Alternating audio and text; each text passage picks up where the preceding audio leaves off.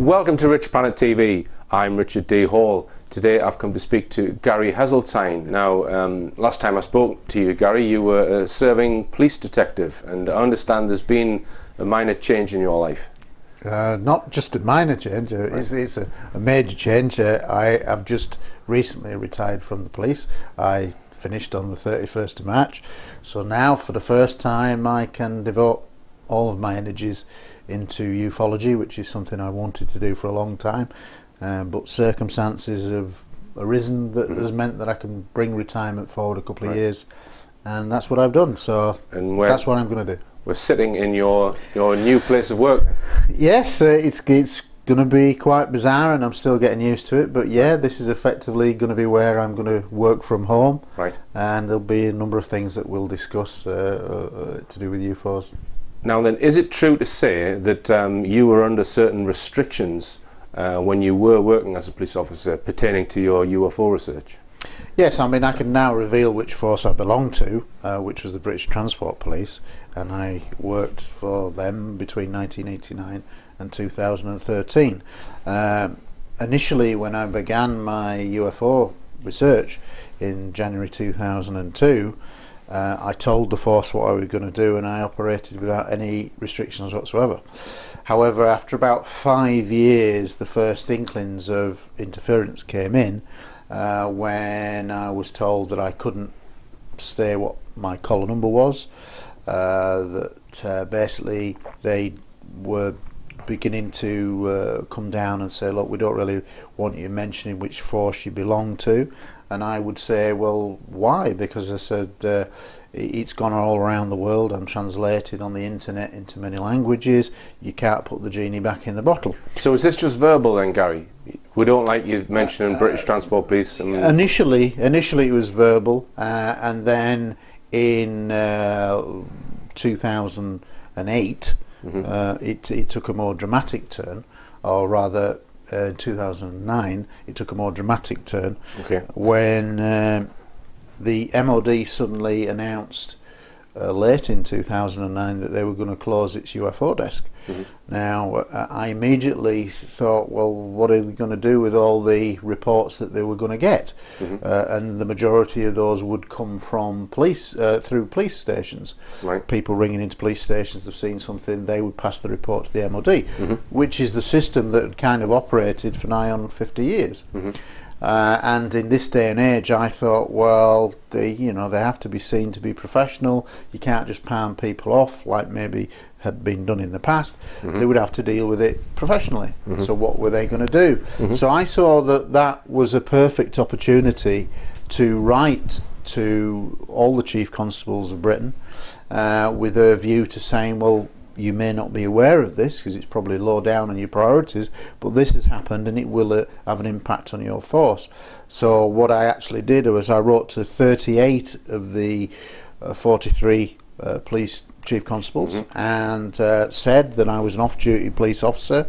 I said which force I belonged to, and I did that just to say, look, I do know things about data protection and things like the other. I told them that I had an unofficial national database and that I was writing to them in an unofficial capacity. And basically I was drawing their attention to the fact that the MOD had closed its desk and they were going to have people ringing in and that they needed to have some kind of strategy to deal with it. So just to interrupt you there, Gary, so if someone came into a police station and said, I've just seen a massive UFO, what would then happen? Would that eventually trickle its way up to the MOD then? It should do. I mean, I would say the majority would have probably come via telephone rather than somebody going in, but yes, that is a possibility. But basically whoever dealt with it, whichever police officer or whichever civilian control room operator dealt with it, they should have then recorded it on a form, a questionnaire form, which was supplied to them by the MOD. They would fill in the form, and then they would submit that to the MOD within 24 hours, who would then collate them. Now, so a lot of these reports would have a police officer's name on them then? The person who was submitting the report, obviously, yes. How it's transpired is that through the Freedom of Information Act, this ongoing release of documents, all the actual names are taken out for public release. But at the time it went in, if Mr. Smith came in and did a report, then the PC Smith or whoever dealt with it would put his name to the fact that they've recorded this report from this civilian. They may even take a statement, and then it would be sent off to the MOD for them to do with whatever. That was the standard procedure. Really? Now, so to interrupt you again, guys. So was that written into some police procedural document that if someone had an unidentified object, some forces that it would go to the MOD? Yeah, it was written into most forces that there was a standard procedure to follow, i.e. they fill in the report and that goes off to the MOD, because this can be borne out by the fact that in many of the police officer cases that I've researched since and that have come from the Freedom of Information Act, you'll actually have the statement from the officers saying, I wish to bear notice that I'm so-and-so, so-and-so of this force, and on this day I took a statement from a civilian called blah blah blah regarding a UFO experience in accordance with blah blah blah standing order blah blah blah. So before you go on and explain what happened to you, I just want to ask you, so when the MOD said, nah, we're not taking any more reports, we're not interested in UFO reports anymore, did they inform the various police authorities that they were no longer going to receive any reports, or do you know? I can't say for definite that they did, but I'm almost certain that they didn't, because when I wrote to the 38 chief constables, within days I got 24 responses from forces saying, oh, thanks very much for bringing this to our attention, we weren't aware, thanks for telling us, and we'll take some strategic planning on it. So they were pleased that I'd done that. Now, so I'm thinking, great, this is, if I was basically asking them that you're still going to get these calls, what you're going to do with the information, please direct them to me as a civilian UFO researcher, and then I can chase up on these reports and investigate later. It struck me as the perfect thing to do. Now, bear in mind I'd had my UFO research going on for a long time. I didn't think I needed to write to inform my own force, the British Transport Police, that I was writing a private letter to a chief constable. You know, it's a private act. You know, how I don't see how it could impact on the force. So what you're going to say next is you really haven't been allowed to speak about this until now. Absolutely, yeah. I've not been allowed to speak because effectively it led. Cutting a long story short, it led to me attending what was called a misconduct hearing, which through the police, where I was supposedly bringing the force into disrepute. The story as told to me was that after I'd written to various chief constables, and everybody accepted that I'd written a private letter and had in that letter said that it was a private act, and by the way I did some research. The problem was that I said I was a member of the British Transport Police, albeit I'm writing a private letter, but if I went into a bank and they said, what job do you do? I'd say I work for the British Transport Police. What is the difference? But essentially what happened was, the story I was given was that my chief constable was then contacted by another chief constable who I'd written to, who ribbed him and ridiculed him, who's this UFO guy that you've got in your force. And because he felt embarrassed, he then sought what I think is unfair retribution. He instructed that I be subject of a misconduct for bringing the force into disrepute, even though I'd written a private letter in a private act. So, so your chief constable decided... Got a bit of ribbon. Got a bit of stick, and therefore decided to discipline you. Now, did your chief constable go to the Home Secretary and ask him if that would be the right thing to do, or do you think he just did it of his own volition, or I can only speculate. I think he did it off his own back, but I can't say it for certain. But basically, he contacted my Northeast Area Commander, who pulled me into his office and said, these letters, the Chief Constable's had a bit of ribbing and he felt a bit embarrassed, therefore we're going to institute misconduct hearings against you. Right. So basically, cutting a long story short, what was a 12-month process, and eventually I'm found guilty because I did say I was a member of the BTP. The fact that I was off duty writing a private letter doesn't really matter to a big organisation, and in the end you can't beat a big organisation. So that was the crime that you just said that you... He got embarrassed, so my crime was that he felt that the subject was really one of ridicule, yes, and he was being tarnished with ridicule. But he couldn't use that against you because lots of people are interested in UFOs. But what he was using was the fact that you said you belonged to the British Transport. If I hadn't have said in those letters to the Chief Constable that I was also a serving member of the British Transport Police, then I dare say that I wouldn't have been disciplined. Or he might have found another route. Whatever. Right. But that was the basis, that because I disclosed which force I belonged to, even though it was a private letter, and I was just saying, oh, by the way, I am a police officer, and I did it to kind of to just demonstrate that I was a serious person, and that I did I was a proper serving officer. So does that classed as a verbal warning then? No, I got a 12-month written warning, right, which a year long. It was a year-long process, and in the end, the decision was a 12-month written warning, which is kept on file. And basically, if you do anything in that 12 months, they have the right to then probably sack you. Right. So when did that 12-month period end? 2010. Right. So it effectively ran from 2009 to 2010, and then it was an uncomfortable process. But to my mind, I could never understand it.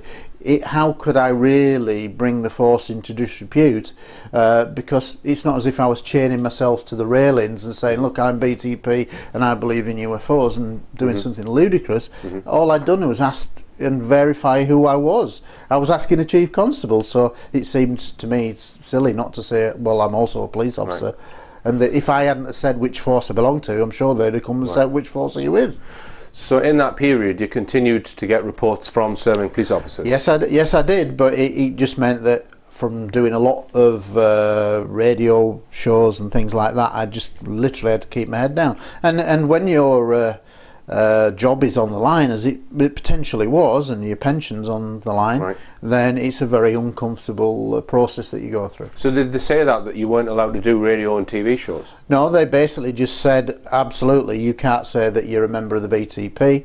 You can go on TV, but you can't say which force you belong to. Right. But it added impacts because obviously when in 2012 I did 2 appearances on This Morning, on ITV This Morning, which is a prominent daytime programme, and on the first February show that I was on, I'd made it perfectly clear that they weren't to say which force I belonged to, but they almost did when one of the presenters, the first things he said was, what does your force think about it? Yes. Which on live television was not the ideal thing to do, and that could have impacted on me, but unfortunately it didn't. But it was a very it's one of the decisions that's made me decide to retire early, because I think it was wrong. They will say, well, you admitted guilt. Well, I admit guilt in the sense of that, yes, I did say in that letter that I belong to the BTP. Well, if that's a crime, I argue that it isn't. And the other 2 things that were picked up against me, that I was found guilty of, is that, believe it or not, on my own Proof Force Police database website, which highlights on-duty and off-duty sightings, I'd had 2 off-duty sightings, and at the end of each entry, which is a little précis account of each of the reports, I'd forgotten that I'd put 2 entries by myself, 2 off-duty sightings, source, Gary Heseltine BTP.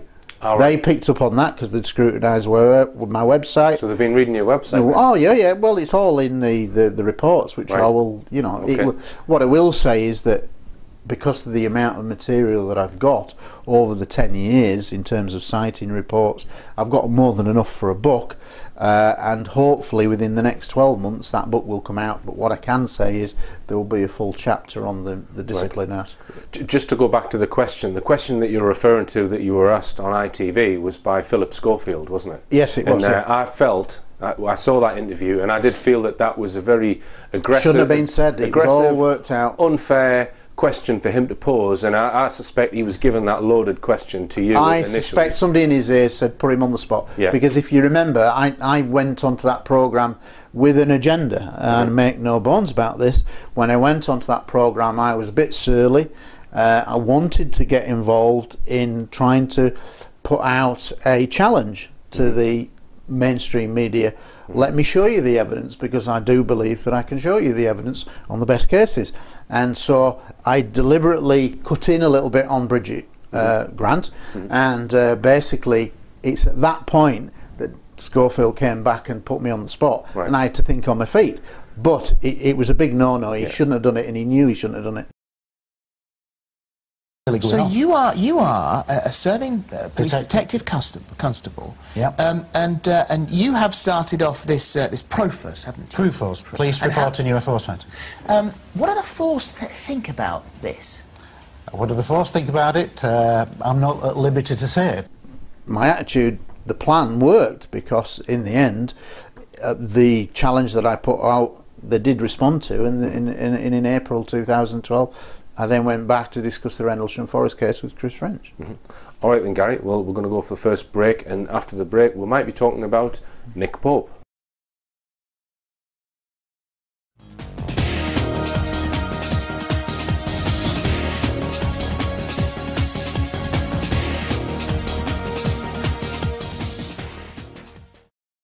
Richplanet TV is coming to a town near you. In May 2013, I will be travelling around the UK speaking at the following places: Gateshead, Glasgow, Leeds, Liverpool, Birmingham, Weston-super, Southampton, Reading and London. I'll be covering recent UFO reports, which is not to be missed, and exposing a range of issues you won't find discussed on mainstream TV. Get ticket details from the richplanet.net website.